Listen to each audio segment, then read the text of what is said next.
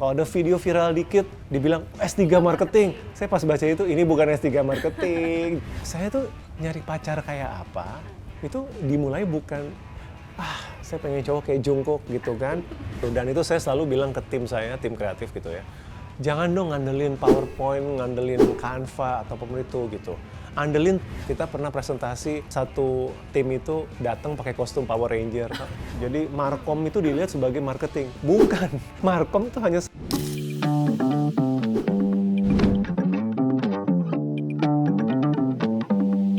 Filosofi teras. Siapa sih yang gak kenal sama buku ini, ya kan? Atau at least lo tuh pasti pernah denger judul buku ini, atau paling enggak nih, lo pernah ngeliat buku ini ketika berjejer atau bertengger di rak buku kesayangan. Gimana enggak? Ya buku ini aja nih ya, udah menjadi top 10 buku terlaris di Gramedia dari tahun 2019. Alias ya udah 5 tahun lamanya. Apalagi nih ya, buku ini tuh pernah mendapatkan penghargaan Book of the Year di Indonesia International Book Fair tahun 2019 juga. Tapi ya, di sini gue nggak bakal bahas soal bukunya sih. Karena apa? Karena lo tau nggak, ternyata penulisnya ini adalah seorang praktisi marketing yang pengalamannya tuh udah nggak main-main sih lamanya. Tahu berapa lama? 25 tahun lebih. Dan nih ya, yang lebih quote-unquote gilanya lagi, dia tuh kerjanya di world top agencies gitu loh, kayak Leo Burnett, Ogilvy, sama Edelman. Makanya dia tuh paham banget sama yang namanya market research, consumer behavior, sampai ke brand communication. Dan lo tau nggak kalau dia ini, penulis mega bestseller ini tuh bakal ngerilis buku terbaru lagi. Judulnya sih menurut gue menarik banget ya, Belajar Marketing, Belajar Hidup. Yes, buku ini tuh bakal ngebahas soal hal-hal dalam marketing, dalam penerapannya di kehidupan. Tapi apa iya ini dua hal ini bisa digabungin? Yuklah kita kulik aja sama-sama insight-nya dari penulisnya langsung.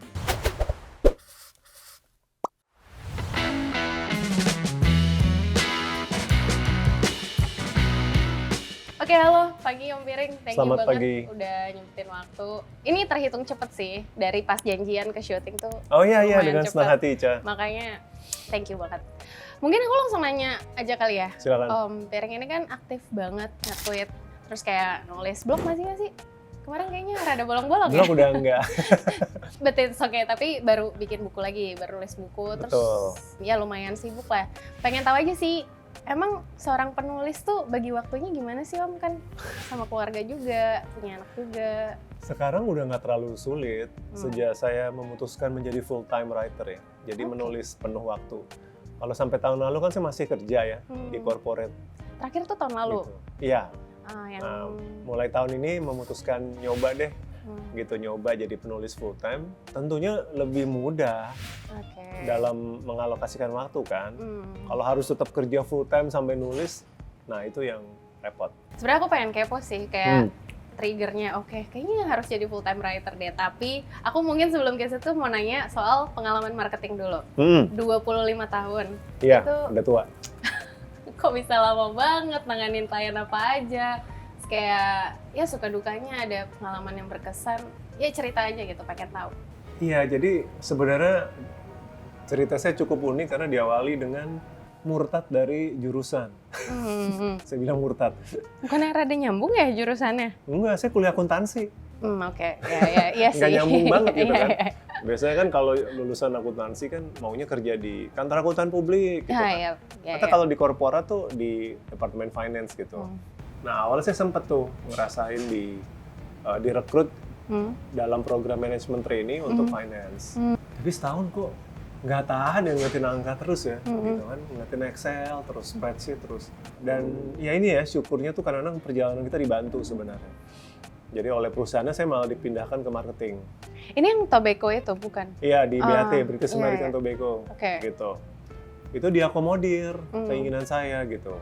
Dan udah dari situ karir saya 25 tahun di marketing, lebih banyak lagi sebenarnya di advertising. Iya. Jadi dari 25 tahun itu sebagian besar itu ada di dunia periklanan dan Karena branding. marketing ini cukup wide juga ya, ada yang manage sosmed, tapi ada yang khusus bikin campaign atau iklan. Itu Dan baru promosinya aja, communication-nya doang. ada lagi ya? Iya, nah itu dia, itu juga kenapa saya menulis buku yang baru itu, karena banyak orang salah paham mencampur adukan marketing sama marketing communication. Markom. Jadi markom itu dilihat sebagai marketing, bukan. Markom itu hanya satu subset kecil dari marketing.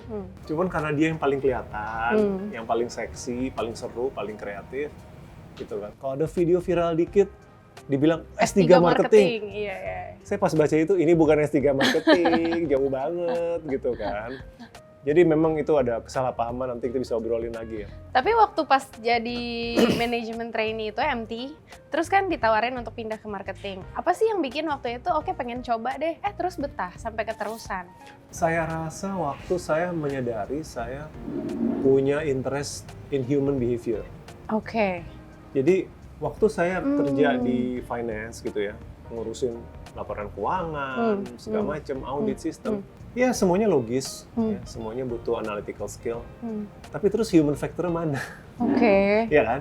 Itu kan lebih butuh kemampuan analisa angka, ngitung apa segala macam gitu kan. Nah, di situ saya semakin menyadari bahwa saya harus bekerja di mana di situ dunianya ada faktor manusia. Bukan berarti bekerja dengan manusia ya, beda loh. Ya. Bukan berarti saya harus non-stop kerja dengan manusia lain, enggak. Tetapi dunianya itu menyangkut perilaku manusia. Oke. Dan waktu itu saya dipindahkan ke marketing, dan saya bersyukur luar biasa karena waktu itu function marketing pertama, jadi saya dipindahkan itu ke market research, riset pemasaran. Dan suka? Dan suka banget. Oke. Suka banget. Riset pemasaran itu saya suka, karena objeknya itu kan manusia. Riset pemasaran itu kan konsumen. Gitu. Ada kualitatif, ada kuantitatif. Ada FGD, ada survei. Ya kan? Survei yang terjun langsung gitu, yang benar-benar one on one. Iya, tapi kan bukan saya pelaksananya dong. Okay. Tapi pernah nggak melakukan itu waktu jadi MT? Harus. Jadi kan kalau di dunia korporat itu kan riset bisa 1.000 orang. Benar. Dan itu pasti menggunakan pihak ketiga. Tapi desain kuesioner, terus lihat analisa statistiknya, gitu. Jadi itu komplit sekali menganalisa manusia dari baik secara kuantitatif maupun kualitatif. Nah itu saya senang banget mengamali dari situ. Terus ada pengalaman apa nih Om yang berkesan kali ya dari 25 tahun tuh kan pasti lama banget, kayak nggak bosen kah? Terus... Enggak, jadi orang banyak bertanya itu kan, dan itu mungkin sebabnya saya betah di dunia advertising. Lebih banyak daripada corporate. Karena kalau kita di dunia advertising, itu kan kliennya macam-macam. Ya, oke. Nggak ada bosennya. Jadi karena agency based juga ya, maksudnya tempat kerjanya Om Beri itu agency gitu kan, agency. bukan in-house. Bukan, bukan. Jadi pagi ini saya meeting tentang mie instan, nanti siang meeting tentang bedak bayi, nanti sore tentang internet banking gitu. Kliennya bisa itu, gitu kan. Paginya, besoknya lagi meeting tentang burger, promosi burger terbaru, ya kan gitu. Siangnya HP terbaru, berarti sorenya semua apa lagi? Sektor udah pernah ketemu? Aduh, saya udah banyak banget. Minuman, F&B. FMCG, you name it deh, mau skincare, mau food gitu kan, mau snack, permen, teknologi, jadi smartphone, saya cukup enjoy sektor itu. Telco, Nah, kalau Om Piring sendiri ada pengalaman yang kayak gitu nggak sih? Selama handle klien, ngeluarin ide campaign, masih initiate campaign atau iklan gitu? Jadi kalau di advertising agency itu kan kita selalu harus mempitch idea kan, mempresentasikan ide waktu kerja di agensi kan. Kami punya ide iklan seperti ini, kami punya ide promosi seperti ini kan. Dan sebelum pandemi tentunya ya semua meeting itu offline gitu. Iya. Jadi saya selalu enjoy kalau lagi pitching gitu ya, mau tender nih, mau memenangkan bisnis klien baru, itu bagaimana supaya presentasinya itu seru. Oke. Jadi ada teatriksnya. Oke. Gitu, dan itu saya selalu bilang ke tim saya, tim kreatif gitu ya. Jangan dong ngandelin PowerPoint, ngandelin Canva ataupun itu gitu. Andelin tubuhmu gitu. Oke. Jadi the presentation should be you, bukan deck itu. Iya, oke. Gitu. Jadi ada pengalaman lucu. Kita pernah presentasi satu tim itu datang pakai kostum Power Ranger. Kliennya apa nih waktu itu? Ada waktu itu Indofood. Gitu. Karena ide ceritanya ada Power Ranger. Jadi saya bilang gitu, kita nggak bisa nih, salah satu dari kalian harus cari kostum itu. Nggak mau tahu, datang pakai baju Power Ranger gitu. Itu pernah. Saya pernah presentasi itu datang dengan mungkin 7 apa 8 rantang makanan beneran.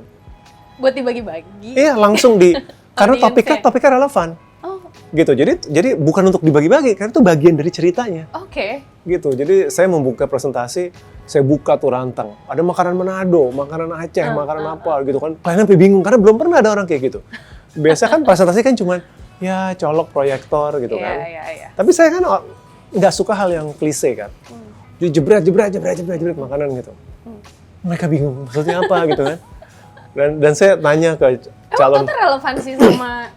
ada karena kliennya yang di pitch itu produk makanan, Oke. produk food gitu. Ya, maksudku, lantas apa korelasi si rantang itu, kehadiran rantang-rantang penuh makanan ini dengan Ya ada, karena saya idenya menanyakan, sendiri? ke klien gitu. Menurut Bapak Ibu apa kesamaan dari semua makanan dari Sabang sampai Merauke, gitu kan? Oh, terus mereka jadinya kan engage kan? Iya. Pedas? Enggak, ini nggak pedas saya bilang gitu. Apa ya, asin ya, apa gitu. Aku ngebayanginnya seru Nah, banget akhirnya tuh. iya seru, makanya harusnya tuh dunia advertising tuh bisa seseru itu. Sampai akhirnya mereka bingung gitu kan. Terus saya bilang, ini loh benang merahnya dari makanan Indonesia adalah ini.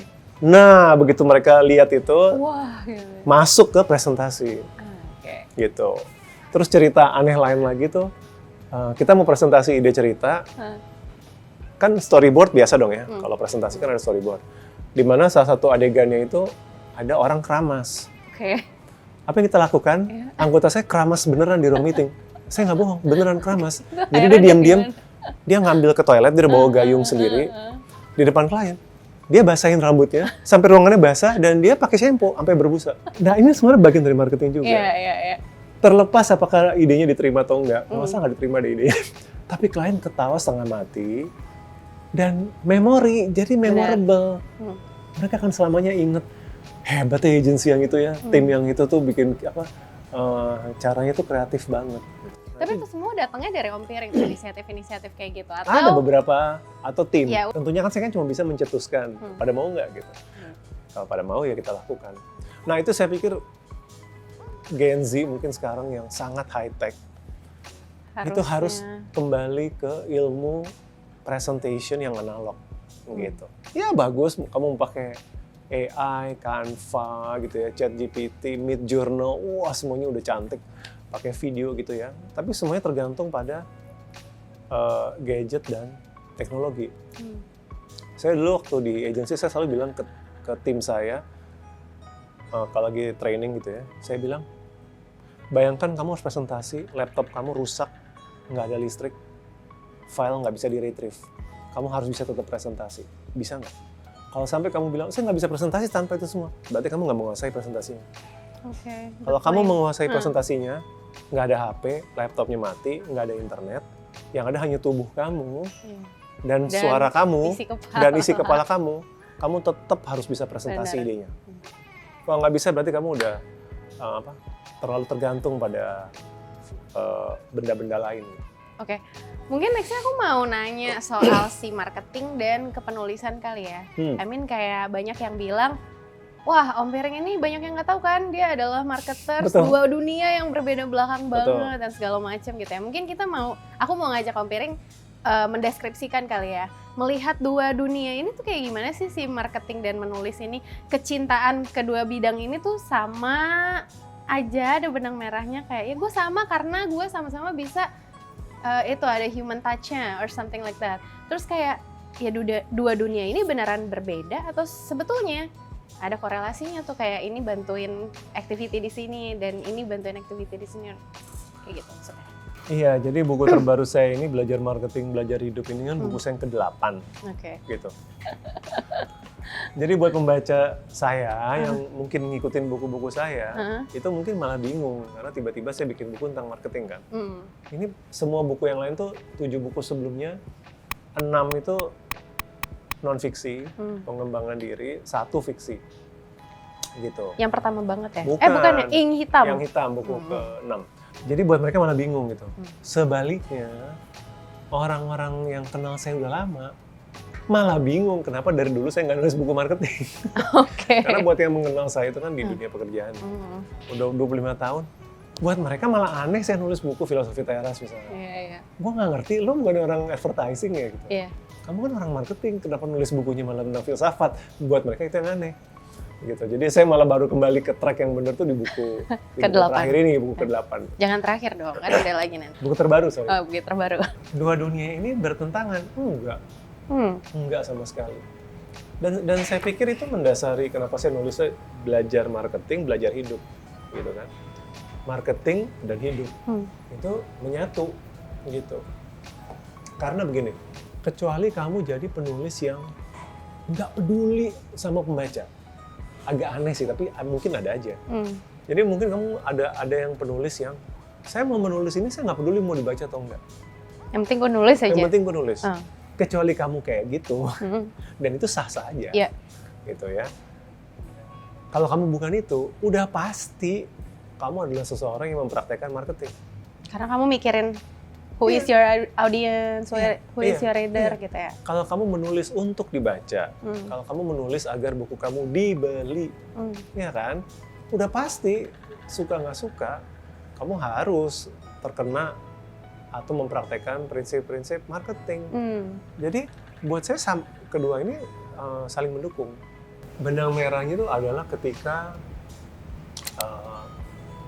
ada orang yang memilih untuk membaca buku saya. Iya dong.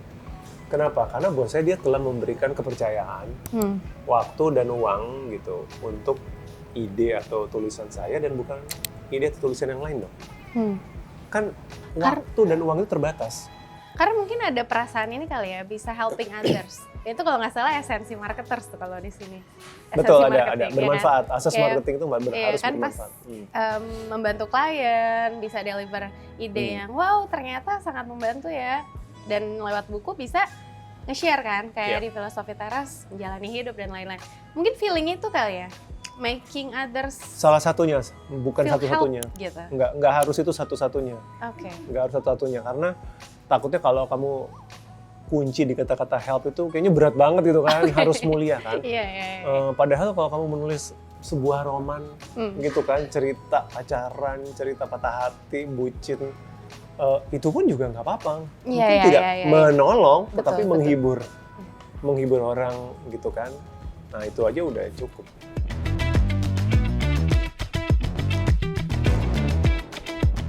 Mungkin bahas bukunya kali ya, dari tadi kita udah senggol-senggol nih bukunya, tapi kayak kita belum tahu nih sebenarnya belajar marketing, belajar hidupnya buku self-development, buku self-development atau buku marketing. Iya ini buku yang memang aneh ya, terjadi perdebatan internal waktu itu. Nggak, tapi mencuri perhatianku langsung loh di Instagram, beneran. Iya. Ini beneran yang nulis Filosofi Teras, nulis buku marketing, aku kayak gitu reaksinya. Ya. Jadi kalau saya sebagai penulis harus mendeskripsikan buku ini, saya bakal bilang ini mungkin buku hybrid pertama. Buku hybrid pertama antara buku marketing dan buku pengembangan diri. Pertama kali digabungkan. Bisa jadi saya salah, tolong dikoreksi kalau ternyata ada yang duluan. Tapi saya GR aja dulu kan. Ini kayaknya saya yang pertama gitu. Gitu. Jadi itu tuh konsepnya. Jadi makanya di buku ini ada informasi nilai gizi, lucu ya. Iya ya, aku baca kemarin itu kayak itu 50% marketing, 50% pengembangan diri. Nah, walaupun saya sebagai penulis bilangnya ini buku 2-in-1, tapi di dunia publishing, book retail itu nggak bisa, harus milih satu kategori. Gitu, karena kan nanti staffnya toko buku bingung ini mau taruh di rak mana. Nah, jadi saya dan penerbit buku Kompas itu sepakat ini dimasukkan kategorinya pengembangan diri. Tetap kategorinya self development ya, pengembangan ditaruhnya diri. Pengembangan diri. Walaupun di setiap bab itu diawali dengan konsep marketingnya dulu, termasuk penerapannya di dunia bisnis dan brand. Baru nanti kemudian sesudah bagian itu selesai, baru dibahas prakteknya dalam hidup kita sebagai individu. Nah itu. Jadi ya itu deskripsi saya tentang buku ini. Tapi boleh kasih contoh satu nggak? Mungkin langsung ambil teori marketing aja nih. Nah korelasinya sama kehidupan tuh gimana? Misalnya yang 4P kali ya, 4P. Kayak menarik tuh, product, price, place, promotion. Nah itu teori marketing. Terus apa gitu di dalam kehidupan kita bisa mengambil apa dari teori ini untuk hidup lebih baik? Iya itu bagus ya, konsep 4P itu kan disebut marketing mix atau bauran pemasaran. Jadi pada dasarnya yang disebut disiplin marketing itu harus mempertimbangkan 4 aspek itu. Oke. Nah itu dia yang tadi saya bilang, banyak orang mikir marketing itu cuman iklannya doang. Ah iya Nah benar. padahal iklannya doang, promosinya, lucu-lucuannya itu hanya kemungkinan besar masuk hanya di promotionnya doang. Ada 3P yang lain loh, Iya, itu iya, masih iya. marketing gitu, orang suka nggak kepikiran. Kayak misalkan produk, Iya. ya kan? P pertama, ya produknya dulu Produk dong. mah bukan urusan gue misalnya gitu, urusannya enggak. Randy. Saya setuju bahwa pihak marketing itu harus sangat terlibat di pengembangan produk. I see. Produknya bisa dikembangkan di pabrik, oleh engineer, Of course. oleh itu tuh nggak ada masalah, atau apps, atau sirup, atau snack. Tetapi rasanya seperti apa? Warnanya kayak apa? Manfaatnya kayak apa? Yang bertemu dengan konsumen itu kan marketing. Riset pemasaran itu namanya aja riset pemasaran. Biasanya itu function under marketing. Jadi kebutuhan konsumen, preferensi konsumen maunya seperti apa, itu yang tahu di marketing harusnya. Dan itu memandu pengembangan produk. Jadi P pertama produk, gitu. Kemudian pricing, marketing itu harus ngurusin duit gitu. Ini produk kan harus menguntungkan, gitu. Jadi orang marketing tapi nggak mau ngerti tentang costing, gitu kan? Oke. Ngambil marginnya bagaimana? Costing itu udah sakit kepala. Betul, itu memang ada overlapping dengan finance. Ya, jadi orang marketing kerjasama dengan orang finance. Oke. Jadi orang finance yang Tapi ngasih marketing ini yang tangannya harus merangkul banyak. Iya, makanya jadi Timnya orang ya. marketing harus bisa teamwork, bisa kolaboratif. Price, harus Right. ada lagi place. Oke. Orang lupa bahwa urusan distribusi itu juga masuk dalam pertimbangan marketing. Barang ini cocoknya dijual di mana ya? Di mall mahal, kayak PSGI, Pacific PI, Place iya, gitu ya. iya. Kalau di Jakarta kan Pacific Place terkenal Iya. mall mahal gitu. Atau barang ini harus muncul di Indomaret sama Alfamaret. Ya, itu kan ada pertimbangannya. Dan itu hubungannya sama konsumen juga. Dan itu masuk ke Marketing. marketing. Nah, hubungannya sama pribadi bagaimana? 4P tadi.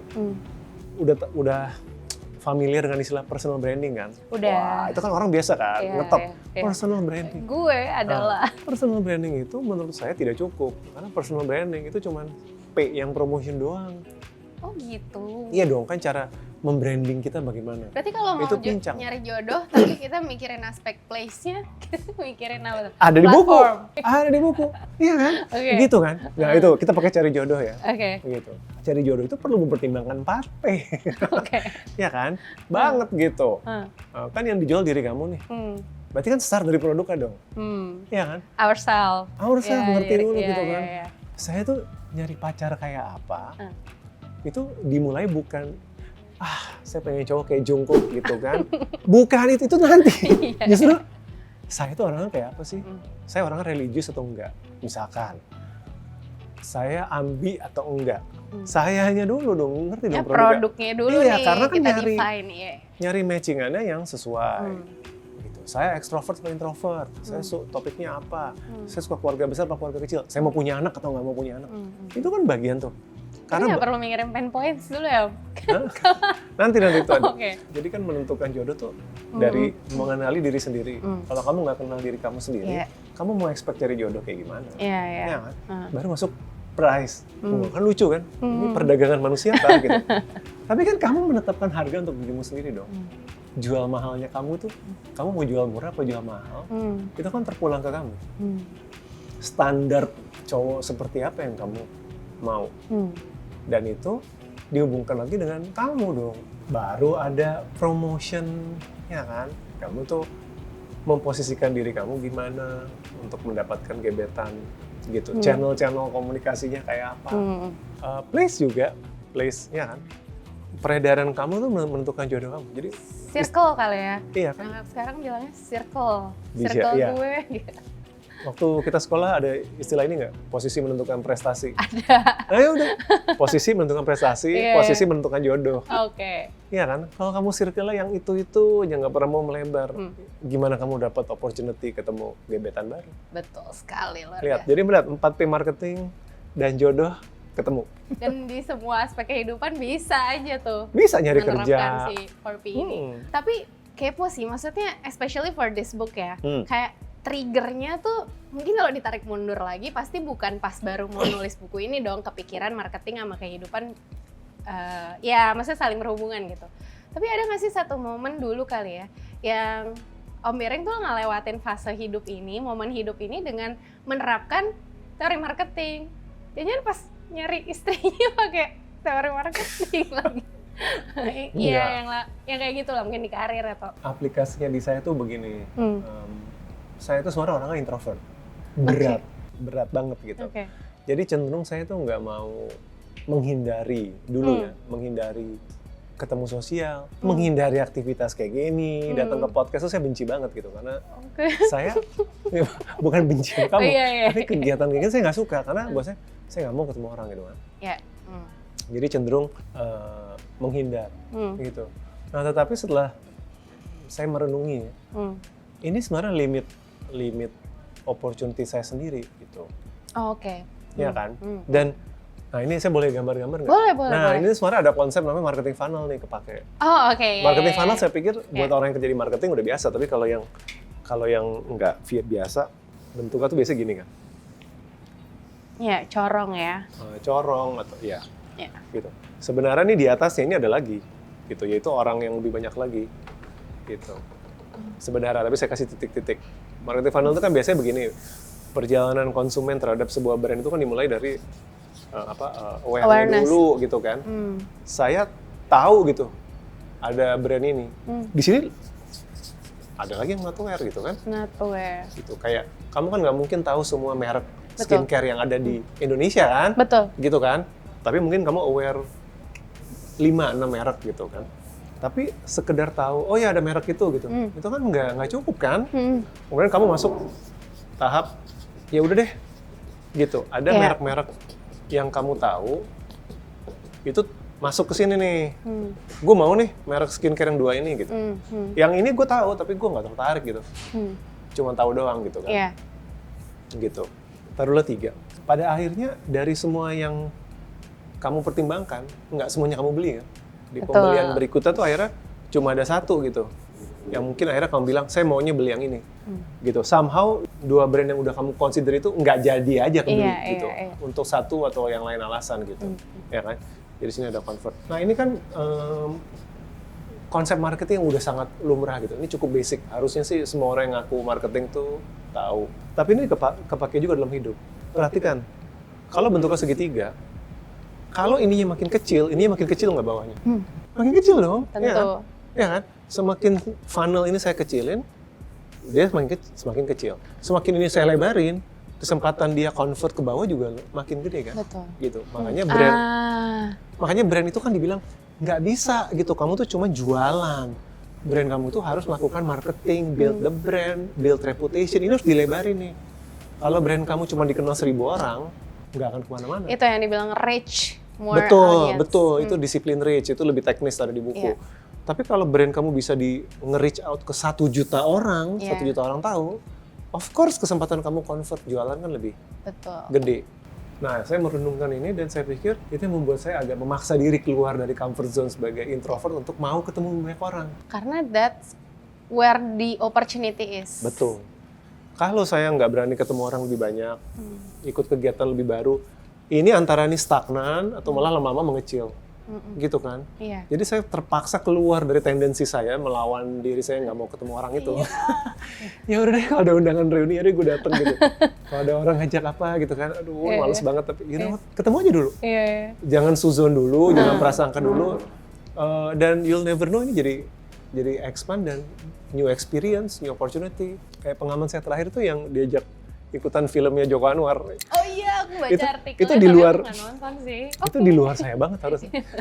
Kalau itu 10 tahun yang lalu saya defaultnya enggak aja dulu gitu kan. Tapi ya di umur saya sekarang saya mikirin ini gitu kan. Waktu Joko Anwar nanya, lu mau nggak main film gue? Nggak tahu ya, waktu itu suara hati bilang, udah yain aja dulu gitu kan, kapan lagi loh. Iya. Itu di film yang mana sih? Yang kedua ya? Di Siksa Kubur yang terakhir. Siksa Kubur. Biarpun munculnya cuma 5 detik. Tapi muncul. Tapi udah ngerasain. Oh ini tau di direct sama sutradara mungkin nomor 1 kali ya sekarang gitu kan. Filmmaker nomor 1 di Indonesia kayak gini tuh. Gitu kan. I get a new experience kan. Iya. Gitu. Ketemu new people, ketemu orang-orang dari industri lain. Akhirnya bisa selfie sama Sarah Hadian yang kalau saya jadi penulis saya mungkin saya nggak ketemu. Masa sih? Kecuali Kanatasa. Jadi itu menjawab pertanyaan kamu, kalau saya Fase. praktekkan marketing, itu bisa membantu hidup saya lebih rich, Iya. gitu, lebih kaya, dan mungkin open up more opportunities ya.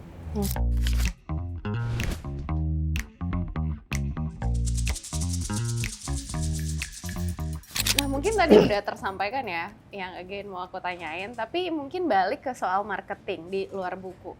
Aku pernah ketemu satu seri tulisan Om Piring di Karya Karsa, itu kayak, wah aku bisa belajar dulu nih sebelum ngobrol gitu. Dan itu lucu-lucu sih, kayak kalau nggak salah ada 4 keinsafan yang wajib marketers dengar dan Apa aja ya? baca. Nah, itu aku baca di Karya Iya. Karsa. Boleh ceritain dikit nggak mungkin yang itu gitu ya, 4 keinsafan itu apa aja dan kenapa itu dibilang quote-unquote dosa-dosa kali ya, dosa-dosa hari-hari ini gitu? Jadi saya pernah menulis di sebuah blog itu ya tentang marketing insaf. Marketing insaf itu sebenarnya refleksi saya sendiri, Oke. gitu ya, yang menyadari bahwa banyak hal yang dulu saya percaya bahwa itu benar, gitu ya, di dunia marketing. Akhirnya ternyata saya harus mengalah pas ada data pendukung. Kayaknya saya salah deh, makanya saya insaf, gitu. Yang pertama soal generasi. Mungkin mulai 10 tahun, 15 tahun yang lalu tuh istilah milenial mulai ngetop. Gitu kan. Oh, kita memarketkan ke milenial gitu. Bahkan sampai sekarang aja masih ada instansi yang telat. Masih bikin acara dengan tema menjangkau generasi milenial. Iya. Dalam arti udah telat kali Iya, gitu. Sekarang iya. udah Gen Z. Marketingnya udah asam urat sekarang. Milenial, sorry. Generasi milenial udah kena asam urat, udah telat. Jadi waktu itu adalah kepercayaan bahwa generasi milenial itu unik. Punya cirinya sendiri. Generasi Z unik. Ya kan? Berbeda dari boomer atau Gen X. Nah, ini nggak benar gitu. Menurut saya itu nggak benar.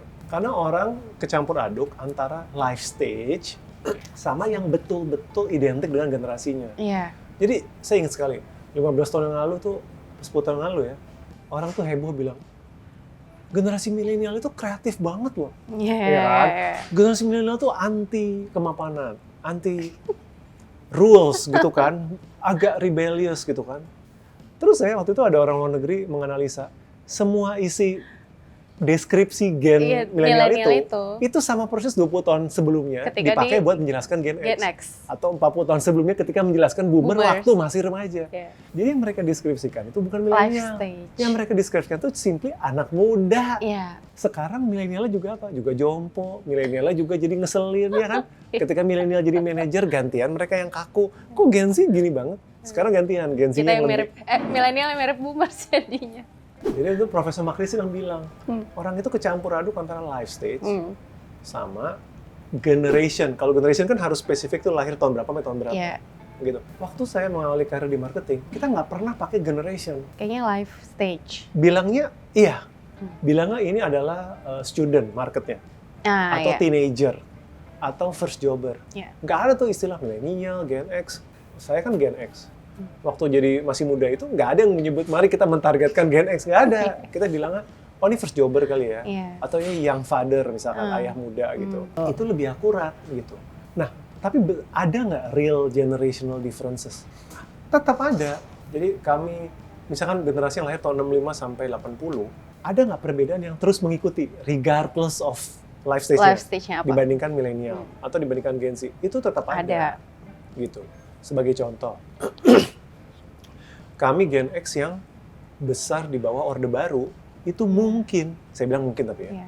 punya outlook politik yang berbeda dari Gen Z yang dari lahir udah Terbuka semua apa-apa. terbuka, transparan. udah reformasi gitu Iya. kan.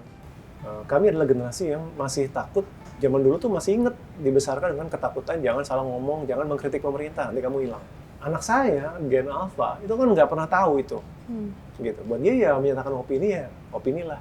Nah, itu mungkin beneran ada perbedaan. Iya, karena generasinya, karena kelahiran tahunnya. Tapi apakah perbedaannya relevan buat marketing? Nah, saya skeptis bahwa perbedaan generasi itu banyak bergunanya untuk marketing. Buat saya life stage lebih penting dari marketing.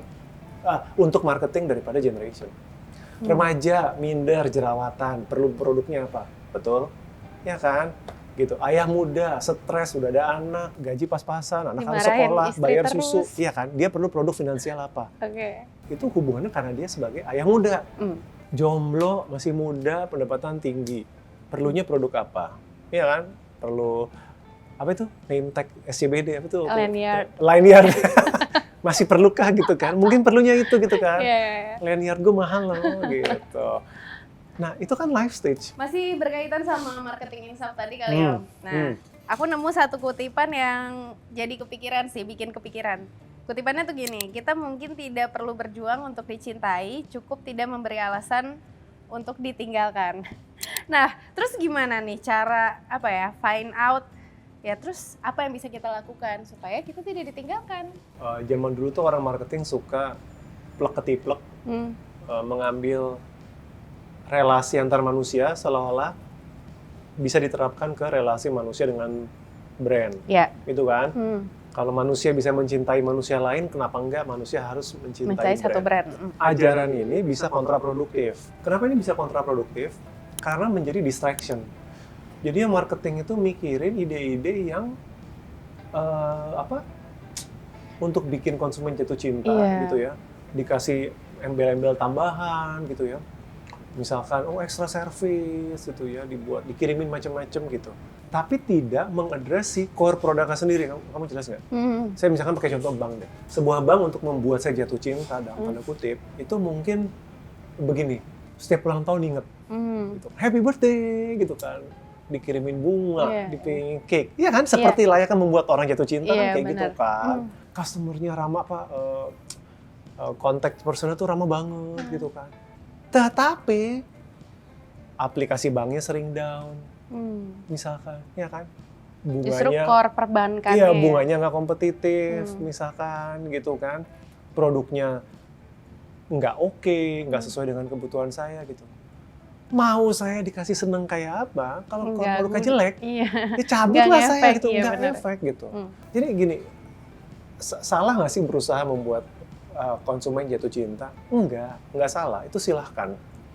Tetapi lakukan itu sesudah kamu memastikan dulu produk atau jasa kamu itu nggak menyebalkan gitu aja dulu gitu kan.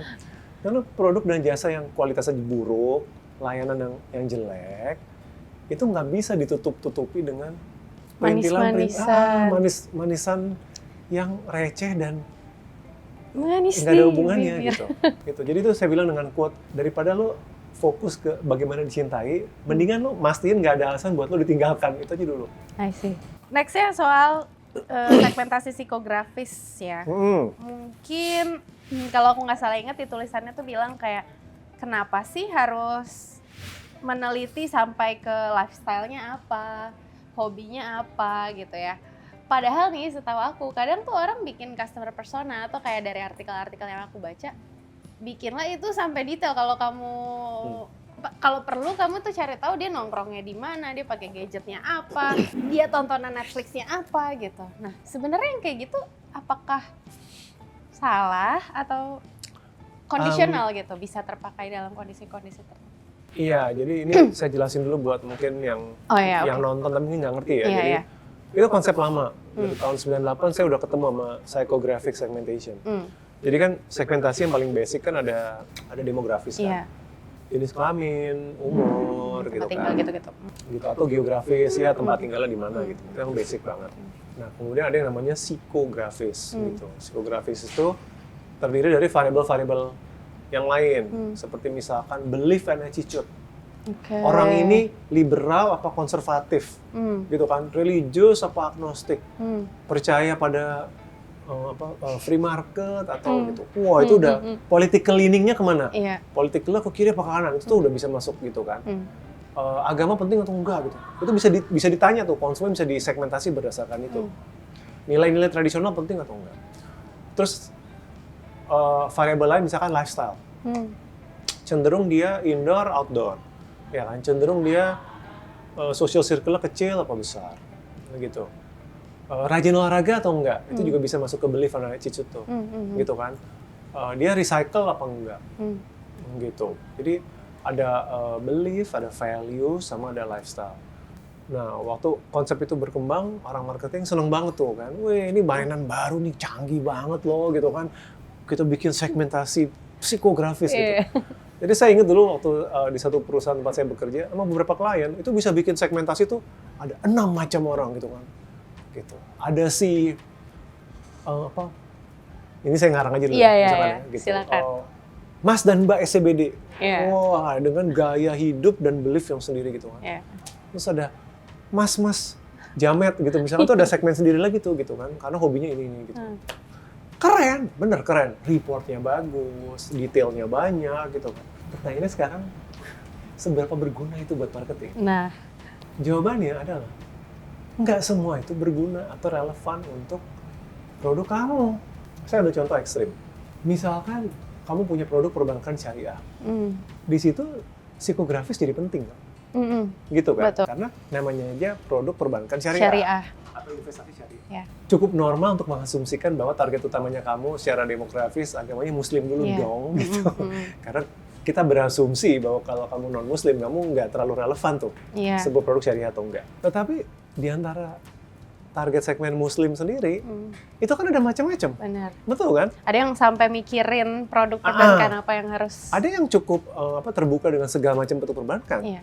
Tetapi ada yang belief dan value-nya. Iya. Nah, ada yang belief dan value-nya itu beranggapan bahwa pilihan produk finansial saya itu adalah bentuk ibadah. Jadi Iya. harus sesuai dengan syariah. Nah, untuk produk seperti itu relevan Ketika pakai segmentasi. psikografis karena dia perlu tahu market size dong.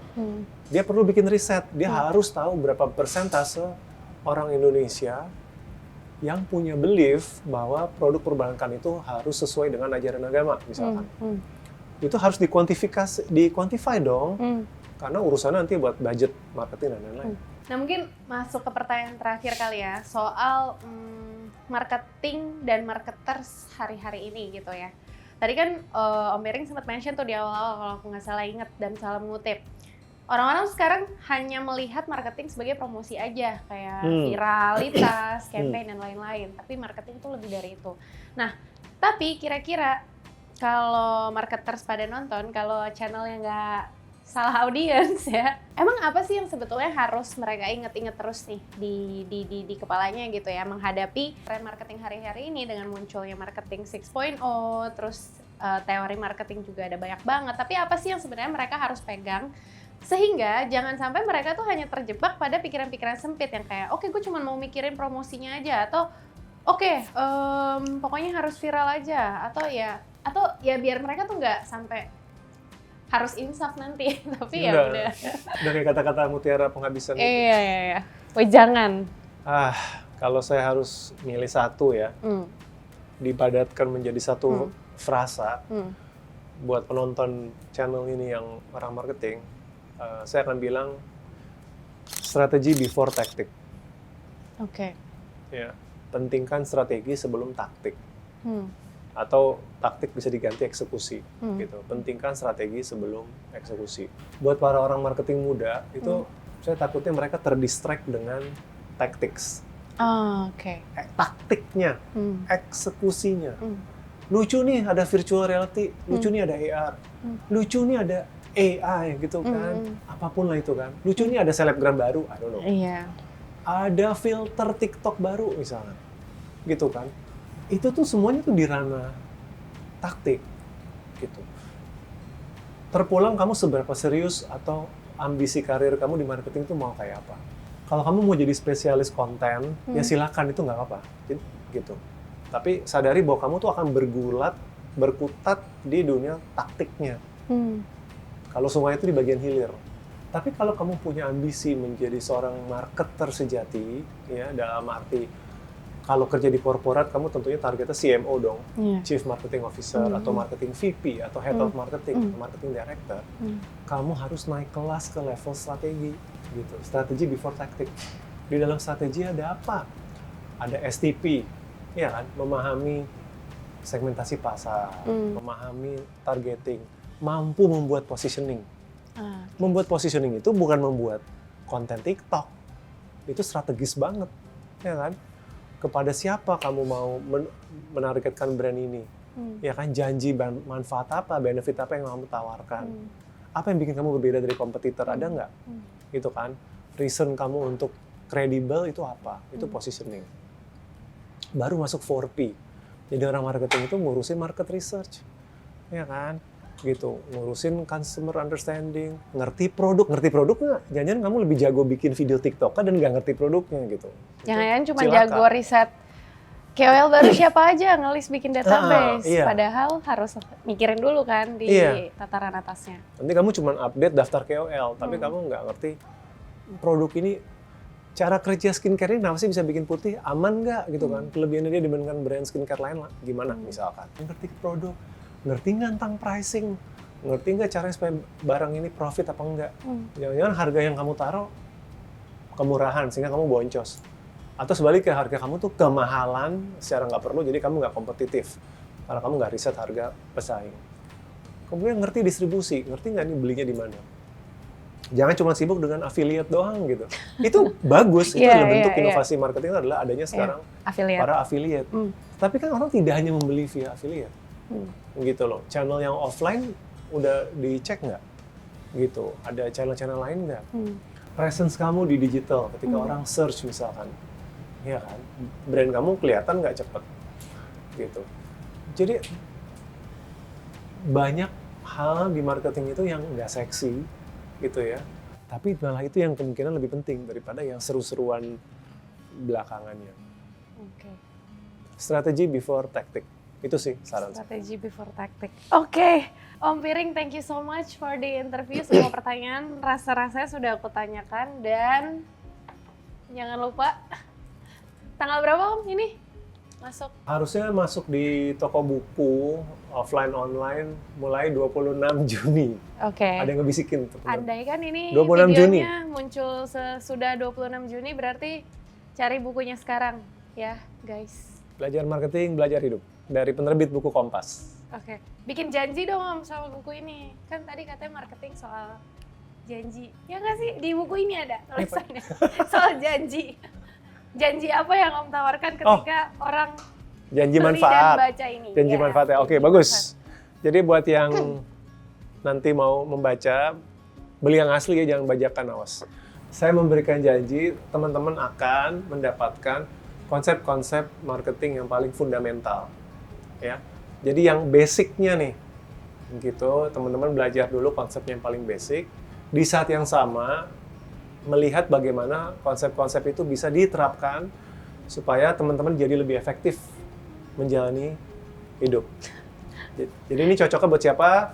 Mahasiswa, pelajar yang tertarik sama dunia marketing bisa, orang yang baru mulai kerja bisa, baik itu di marketing maupun tidak di dunia marketing, tapi tertarik. Dan sebenarnya siapa saja sih yang pengen hidupnya lebih efektif? Kalau marketing professionals udah di levelan Om Piring, kayaknya masih bisa deh. Bisa kalau mau refresh, ya kadang-kadang mau refresh lagi atau mau ngajarin anak buahnya, bingung cara ngomongnya gimana, mungkin bisa mengacu ke buku ini juga. Oke, thank you sekali lagi. Sama-sama Ica, Om Piring. thank you.